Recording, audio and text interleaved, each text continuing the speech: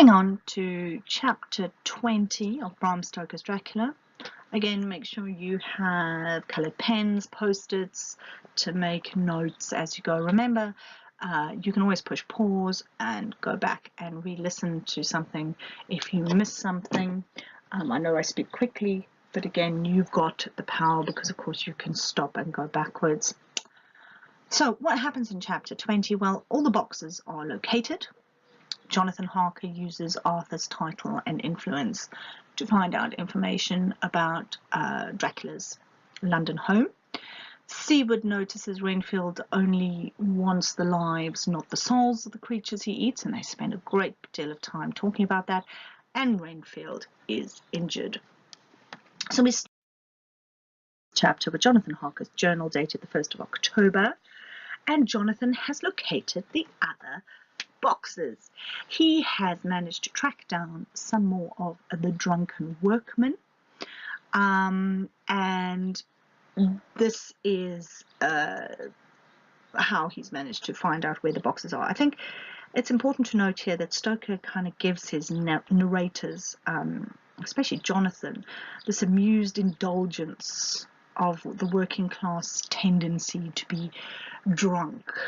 Okay. Obviously, Victorian attitudes towards drunkenness and alcohol were not relaxed at all. And in fact, in an attempt to reduce alcoholism and stop drinking, excessive drinking, the law was passed in the Victorian era, which had pubs close at 11 in the evening. Okay. Other than tracking down the boxes, Jonathan also manages to track down on the 2nd of October an estate agent who gives him information about the Dracula's home in London, but he is, and this estate agent does so because he's very impressed with Arthur Godalming's title. So obviously Jonathan uses Arthur's position and his title. Interestingly, Jonathan does comment on how Mr. Smollett's spelling misled me. Again, in terms of working class, Stoker seems to really enjoy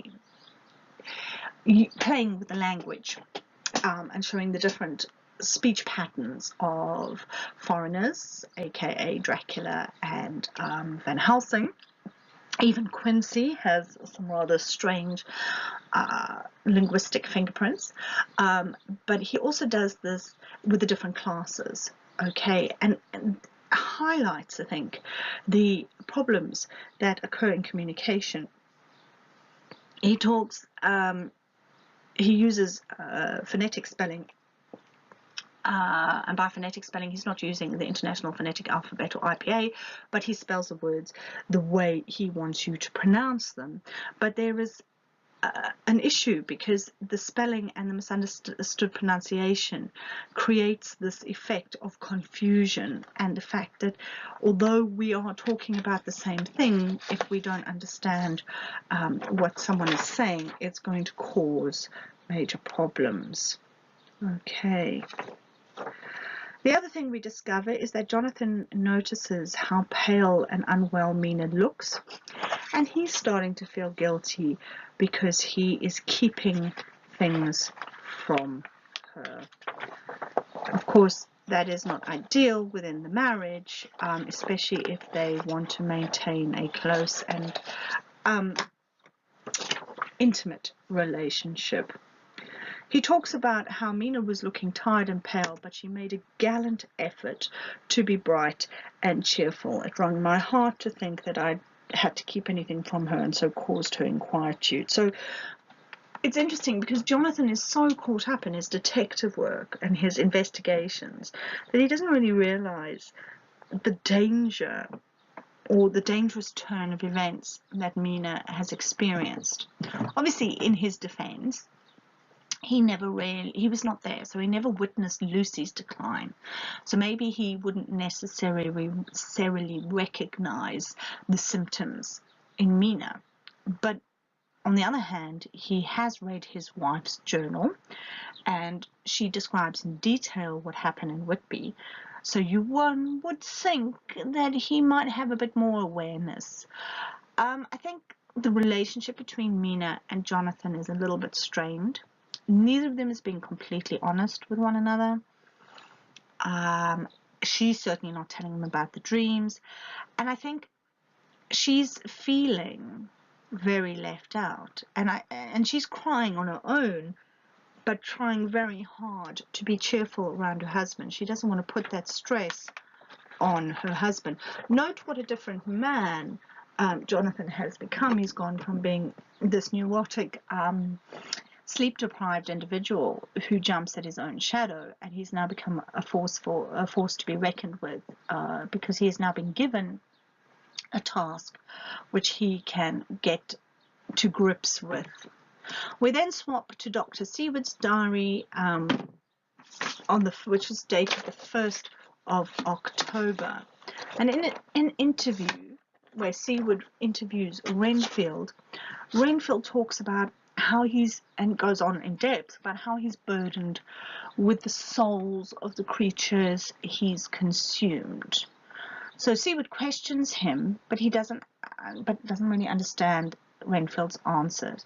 So Renfield has consumed these creatures in order to prolong his life, but he seems to have inherited their soul, and he is now responsible, or is tormented by the idea that he is responsible for their souls.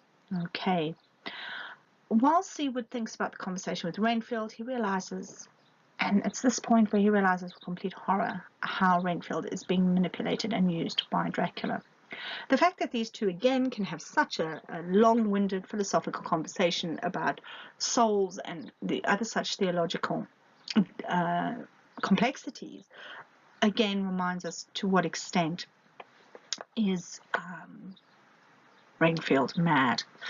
Right. Also in this part of the novel and in this extract, of course, Seward tells Van Helsing his suspicions of the link between Renfield and Dracula.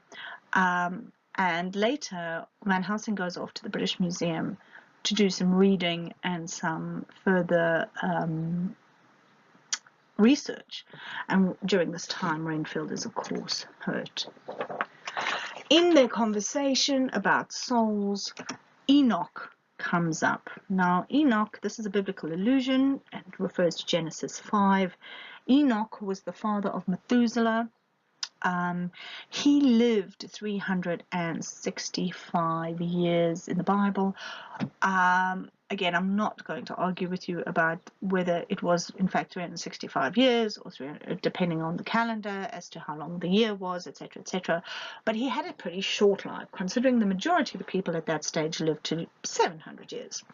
But what is so important about Enoch, apart from the fact that he did father Methuselah, who was an important man in the Hebrew Bible, but he is described as walking with God. So Enoch was very, very close to God and would walk with him.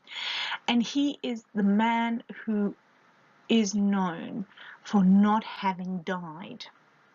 He walked with God and God took him. So while he was walking, he went up to heaven. So he entered heaven alive. And this is the ideal that everybody or every Christian would like. Not the idea of having to die, but just being taken by God while walking with him. And of course, again, it's the idea of taking responsibility. And are we responsible for other people? And are we responsible for their souls? Are we responsible for their eternal lives? And again, please remember, part of Christianity would be to be stating that human beings are responsible for one another's souls, because we are responsible for sharing the good news of Christ and making disciples. Again, it's also the idea that by Enoch not dying, there is no responsibility for his soul, because his soul never had to leave his body. All right. Following this conversation, and Dr. Seward, as I've said, makes this deduction that Renfield and Dracula are linked.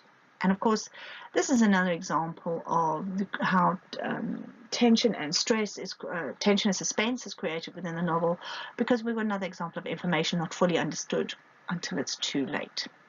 Of course, once he makes this connection and this realization, he makes the statement there is some new scheme of terror afoot, but does not act on this. And again, the reader is so frustrated because we know there is great danger approaching, and that if they all just sat down and talked to one another and put all the pieces together, then maybe they would be able to avoid this.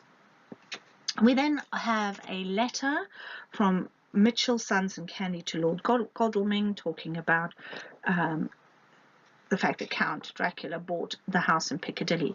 Why has this been included? Well, again, to remind us that this is not based on letters and journals. It's an epistolary novel, and it's based on all these different accounts, not just journals, not just personal entries which could be biased, but we're also informed about from third party of events. Okay, so it adds authenticity and reminds us of the epigraph at the beginning of the novel. We then go back to Seward's diary, and we're on the 2nd of October. All right, and we have, this concludes the chapter because we hear about how in this section there has been a vicious attack on Renfield. We know who the attacker is. Okay, we know that it is in fact Dracula, and this attack is horrific. And of course, we have Renfield lying on his face on the floor, all covered with blood. And yes, of course, this is a danger, and they all run towards this. But we, the reader, are aware that this is actually a diversionary tactic, because with all the men focused on Renfield and this attack, of course, Dracula can now go and fulfill his primary aim, which is to, of course, attack Mina.